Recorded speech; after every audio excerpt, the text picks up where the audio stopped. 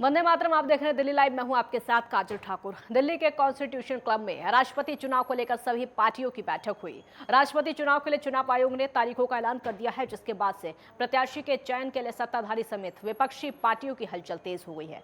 और इसी बीच विपक्ष के उम्मीदवारों के लिए सर्वसम्मत राय बनाने की दिशा में कदम बढ़ाते हुए टीएमसी प्रमुख और पश्चिम बंगाल की मुख्यमंत्री ममता बनर्जी ने एनसीपी प्रमुख शरद पवार से मुलाकात की थी। और आपको बता दें कि ममता बनर्जी की ओर से बुधवार को बुलाई गई विपक्ष की बड़ी बैठक से एक दिन पहले दोनों नेताओं की मुलाकात हुई और ममता बनर्जी गैर भाजपा दलों के नेताओं के साथ में बैठक के लिए दिल्ली पहुंची। उन्होंने आगामी राष्ट्रपति चुनाव के लिए संयुक्त रणनीति बनाने के लिए बुधवार को बैठक बुलाई और टीएमसी अध्यक्ष ममता बनर्जी ने राष्ट्रपति चुनाव के लिए विपक्षी दलों के संयुक्त उम्मीदवार को लेकर सहमति बनाने के लिए 15 जून को दिल्ली में एक बैठक का आयोजन किया गया, जिसको लेकर सभी विपक्षी पार्टियों की Delhi constitution club of India में एक बड़ी बैठक आयोजित की गई। बैठक में महबूबा मुफ्ती, सपा से अखिलेश यादव, ममता बनर्जी, एनसीपी से शरद पवार, प्रफुल्ल पटेल, शिवसेना से प्रियंका चतुर्वेदी, अनिल देसाई, एचडी देवेगौड़ा, आरजेडी से मनोज झा आदि नेता मौजूद रहे।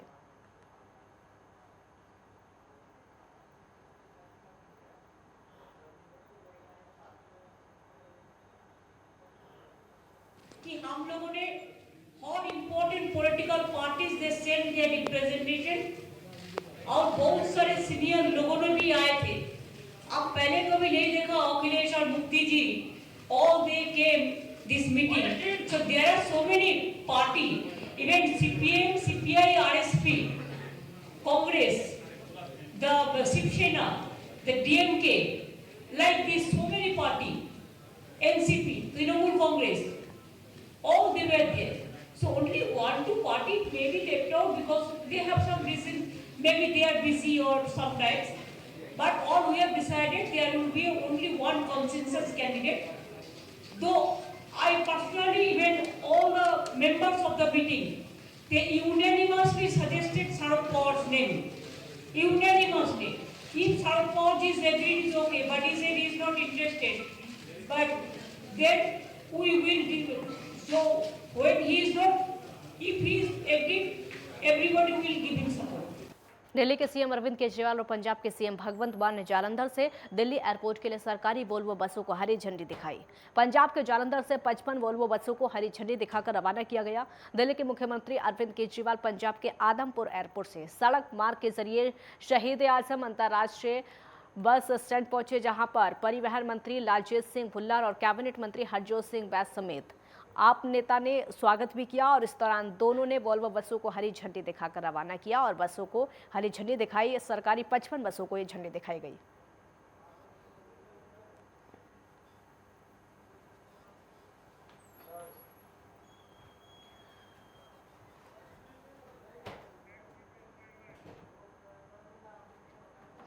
कांग्रेस मुख्यालय पर रणदीप सिंह सुरजेवाला ने कहा कि जिस तरह केंद्र सरकार के इशारे पर आज दिल्ली पुलिस कांग्रेस मुख्यालय में घुसी है, ये पूरी तरह से असंवैधानिक है, जिसका कांग्रेस पार्टी पुरजोर विरोध करती है। उन्होंने कहा कि कल सभी राजभवनों का घेराव किया जाएगा, क्योंकि राजभवन केंद्र सरकार का प्रतिबिंब है। सुरजेवाला ने दिल्ली पुलिस पर आरोप लगाते हुए कहा कि आखिर पुलिस अंदर कैसे घुसी, इसका जवाब कांग्रेस कार्यकर्ता अवश्य लेंगे। साथ ही उन्होंने कहा कि भले ही हम अहिंसावादी हों, लेकिन इस बार कांग्रेस जवाब लेकर रहेगी।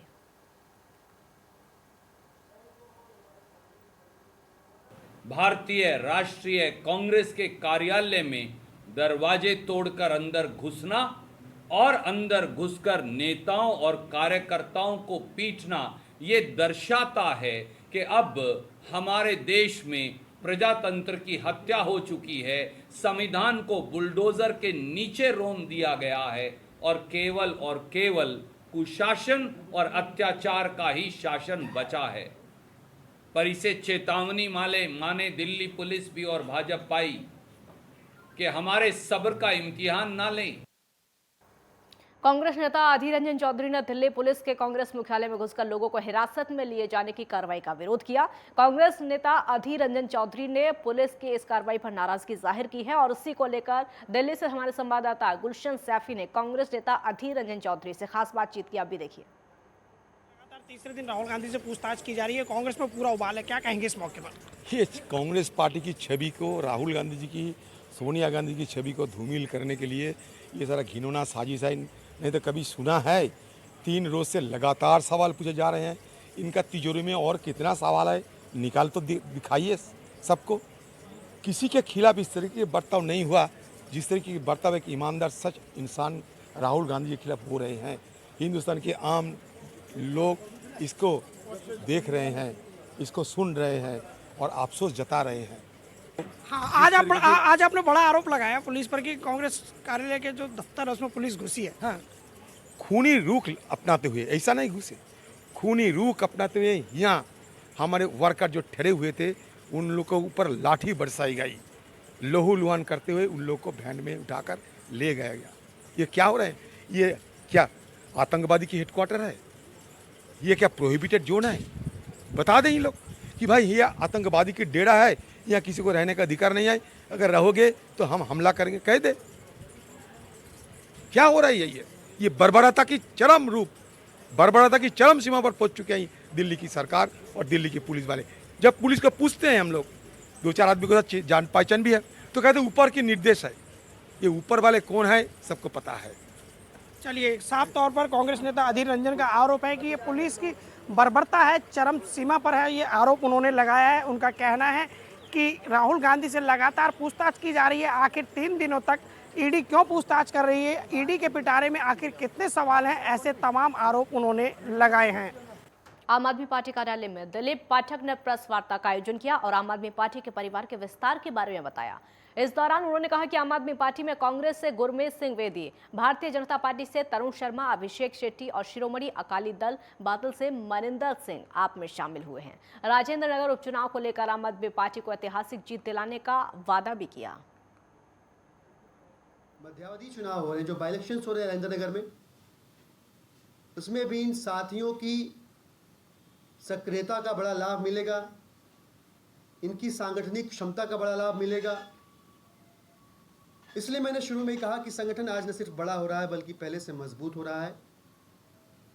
मैं आग्रह भी करता हूं सभी साथियों से कि पूरी ताकत लगाकर, पूरा जोर लगाकर हम सबके और अरविंद केजरीवाल जी के छोटे भाई दुर्गेश पाठक जी को उनके जीत की ओर हमें और तेज़ी से आगे लेकर जाना है।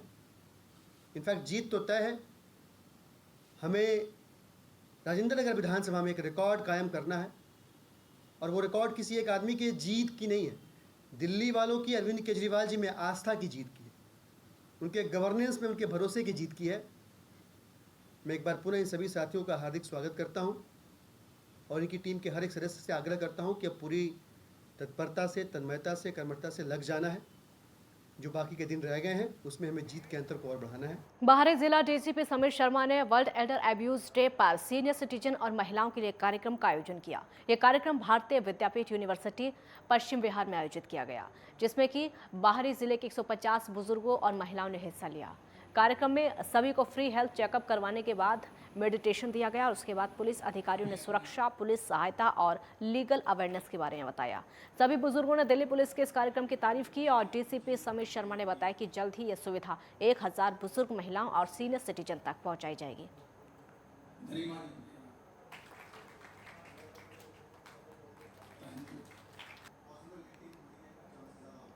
इनको सेल्फ डिपेंडेंट बनाने के लिए ये बेसिकली प्रयास था। जो एक सीनियर सिटीजन है वो किस तरह से गुजरता है अपनी लाइफ में, उसको हमें इसकी इम्पोर्टेंस इसको समझना चाहिए और उसके साथ इससे ज़्यादा हमने जो भी इनकी प्रॉब्लम है उस पर गौर करना चाहिए। दोनों तरफ से ताली बजती है, एक तरफ से नहीं। बच्चे अगर हमारे गलत हैं तो उसमें कसूर हमारा भी है, हम अपने उसको भी मानते हैं, परंतु आज इन्होंने जो हमारे को जिस ढंग से समझाया है और ये प्रोग्राम किया है, मैं इनका दिल्ली पुलिस का बार बार तहे दिल से शुक्रिया अदा करता हूं और इनके लिए मैं बहुत स्वागत करता हूं। एक ब्रेक के लिए आप रुकेंगे, जल्द लौटेंगे।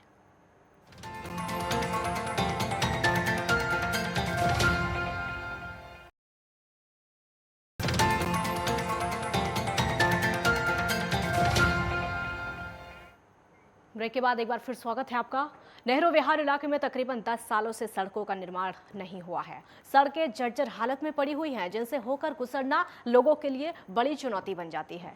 कई सालों से लोग इस परेशानी को झेल रहे हैं और इसी कड़ी में आज नेहरू विहार इलाके में कई सालों से परेशानी लोग झेल रहे हैं, अनशन पर बैठ गए हैं। स्थानीय लोगों का कहना है कि कई सालों से यहाँ पर रोड जर्जर पड़ी है। प्रशासन से कई बार इस बाबत शिकायत की गई, लेकिन प्रशासन द्वारा कोई कार्रवाई नहीं की जाती।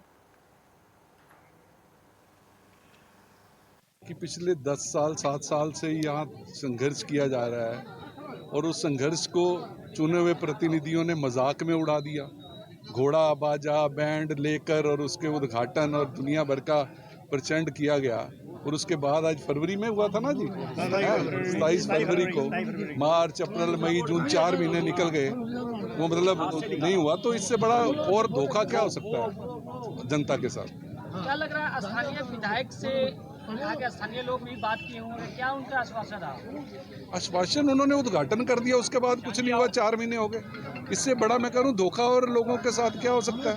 हर लोग तरसते हैं, लोगों के गिर जाते हैं, टांग टूट जाती है, हाथ में चोट आती है, तो और इससे ज्यादा और क्या बुरा हो सकता है कॉलोनी के लोगों के साथ। बात करी जाए तो जनता काफी टाइम से परेशान है, आखिर जनता से एक राय लेते हैं कि उनका क्या कहना है और क्या किस मुद्दे को लेकर चल रहे हैं। सर, मेरे बिहार में बहुत से ऐसे हैं समस्या को लेकर आप एक साथ में समस्या है, रोड की बेहतरीन समस्या है, हम लोग देखते और यहाँ पर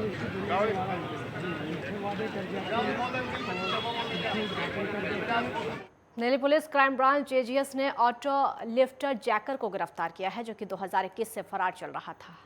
आरोपी राधे बार बार ठिकाने बदलकर पुलिस को गुमराह कर रहा था। गुप्त सूचना के आधार पर आरोपी को हरियाणा से पकड़ा गया। Delhi police crime branch AGS की टीम ने एक ऑटो लिफ्टर रोबर को गिरफ्तार किया है, जो कि वर्ष 2021 से फरार चल रहा था। आरोपी का नाम राधे एलियस कोहली है, जो कि अपनी शराब और नशे की आदत से बन गया था अपराधी। जगह जगह अपने ठिकानों को बदलता हुआ दिल्ली पुलिस क्राइम ब्रांच ने टेक्निकल सर्विलांस के जरिए गुप्त सूचना के आधार पर राधे को गिरफ्तार किया है। कैमरामैन लक्ष्य के साथ मैं लवली बख्शी, नेटवर्क 10 दिल्ली। द्वारका के स्पेशल स्टाफ ने नीरज बवानिया के शूटर को गिरफ्तार कर लिया है। डीसीपी द्वारका हर्षवर्धन के मुताबिक पुलिस को इनपुट मिल रहा था कि थाना चावला के अंतर्गत नीरज बवानिया गैंग का शार्प शूटर घूम रहा है। स्पेशल स्टाफ टीम का गठन करते हुए इंस्पेक्टर नवीन कुमार को जिम्मेदारी दी गई।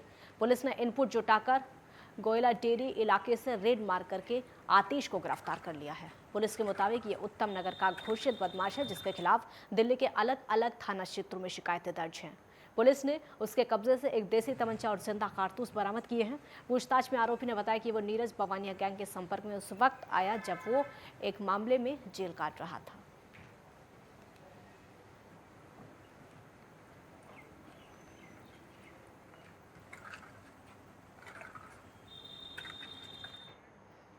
राष्ट्रपति चुनाव के लिए चुनाव आयोग ने तारीखों का ऐलान कर दिया है, जिसके बाद से प्रत्याशी के चयन के लिए सत्ताधारी समेत विपक्षी पार्टियों की हलचलें तेज हो गई हैं।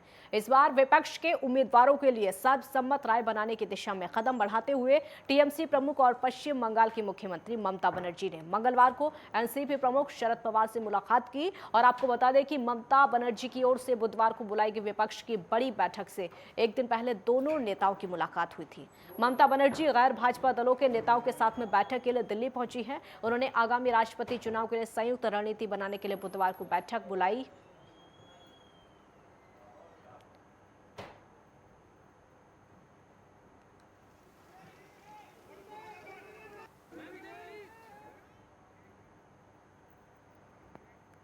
दिल्ली को साफ सुथरा और सुंदर शहर बनाने के उद्देश्य को लेकर मुख्यमंत्री अरविंद केजरीवाल और दिल्ली के नवनियुक्त उपराज्यपाल विनय कुमार सक्सेना के साझा प्रयासों से दिल्ली में स्वच्छता अभियान शुरू किया गया है, जिसके तहत त्रिलोकपुरी विधानसभा क्षेत्र में विधायक रोहित महरोलिया के नेतृत्व में दिल्ली नगर निगम के विशेष स्वच्छता अभियान की शुरुआत की। इस अवसर पर क्षेत्र में अनेकों समाजसेवियों और आम आदमी पार्टी के कार्यकर्ताओं के अलावा दिल्ली नगर निगम शहादरा दक्षिणी क्षेत्र के उपायुक्त रूवल सिंह समेत कई दिल्ली नगर निगम के वरिष्ठ अधिकारी और कर्मचारी मौजूद रहे। देखिए, दिल्ली के लोकप्रिय मुख्यमंत्री अरविंद केजरीवाल जी और दिल्ली के एलजी साहब के साझा प्रयासों से दिल्ली को स्वच्छ और हरा भरा बनाने के लिए कुछ कारगर कदम उठाए गए हैं, कुछ सकारात्मक पहल की गई है। तो आज ये उसी की एक बानगी है कि त्रिलोकपुरी विधानसभा क्षेत्र के अंदर भी विशेष स्वच्छता अभियान की शुरुआत की गई है, जिसमें दिल्ली नगर निगम के सभी अधिकारी कर्मचारी मौजूद थे मौके पर और स्थानीय लोगों ने बहुत बढ़ चढ़कर इसमें साथ दिया है, लोग इसमें जुड़ रहे हैं। दिल्ली की रोहिणी जिला स्पेशल साहब पुलिस टीम ने कुख्यात नीरज बवानिया और टिल्लू ताजपुरिया गैंग के एक शार्प शूटर को गिरफ्तार किया है।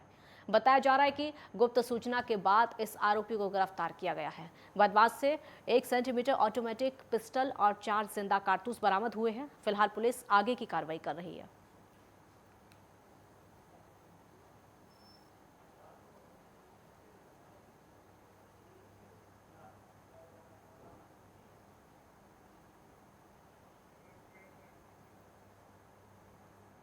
दिल्ली के 5 बाजारों को अत्याधुनिक बनाया जाएगा। दिल्ली के मुख्यमंत्री अरविंद केजरीवाल ने दिल्ली के पुराने 5 बाजारों का ऐलान करते हुए कहा कि पहले चरण में 5 बाजारों का कायाकल्प होगा। 8 सदस्य समिति ने इन बाजारों का चयन किया है। इनमें बाजारों को नई पहचान मिलेगी।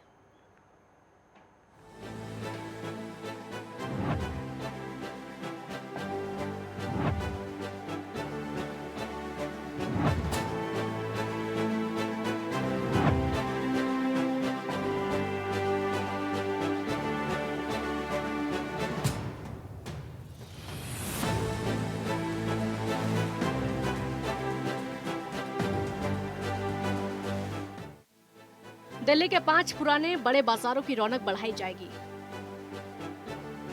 दिल्ली सरकार ने फैसला किया है कि पहले चरण में खारी बावली, सरोजनी नगर, लाजपत नगर, कमला नगर और कीर्ति नगर बाजारों को पुनर्विकसित किया जाएगा। सरकार की ओर से गठित 8 सदस्यीय समिति ने बाजारों का दौरा करके इन बाजारों का चयन किया है।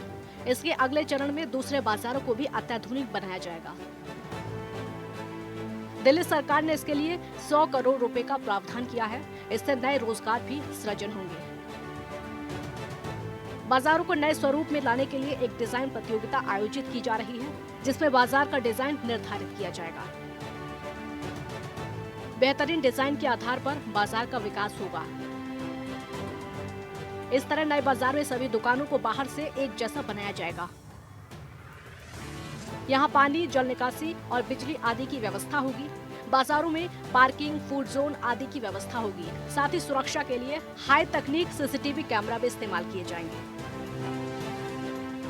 दिल्ली के इन बाजारों में कमला बाजार युवाओं का पसंद बाजार माना जाता है। दिल्ली नॉर्थ कैंपस के करीब कमला बाजार फिल्मी हस्तियों से लेकर विदेशी मेहमानों के लिए आकर्षण का केंद्र बना हुआ है। कमला बाजार नया व्यापारिक केंद्र के तौर पर सामने आएगा। सरोजनी नगर आधुनिक फैशन स्ट्रीट के लिए जाना जाता है। सरोजनी नगर बाजार आजादी के बाद विस्थापितों के लिए बसाया गया था। इसके जरिए लोगों को पुनर्वास और रोजगार की सुविधा भी हासिल हुई। देखते ही देखते ये बाजार चमक उठा। इसे फैशन का स्पॉट माना गया। अब इस बाजार का और कायाकल्प हो रहा है। लाजपत नगर भी फैशन के लिए जाना गया है। यहाँ विवाह शादियों के लिए खरीदारी की जाती है। 1955 में एमसीडी ने सरोजनी नगर के सेंट्रल मार्केट में 108 दुकानों का आवंटन किया था। आज यहाँ बड़ी संख्या में दुकानें हैं। पहले से ही जगमग इस बाजार को और आधुनिक रूप दिया जाएगा। कीर्ति नगर को फर्नीचर के लिए जाना जाता है। 1970 में बसा कीर्ति नगर टिम्बर बाजार की पहचान आज एशिया भर में है। कई ब्रांड नामी कंपनियों के लिए यहाँ से तैयार सामान भेजा जाता है। खाली बावली को चांदनी चौक के पास अंग्रेजों के समय बसाया गया था। वैसे इलाका मुगलों के समय से है। उस समय अफगानिस्तान से ऊंटों पर सूखे मेवे लाए जाते थे। उस समय यहाँ केवल 150 दुकानें थी, लेकिन आज खारी बावली में 2500 से ज्यादा दुकानें हैं। ये मसालों का बहुत बड़ा केंद्र है। देश भर के खुशबूदार मसाले यहाँ मिल जाते हैं।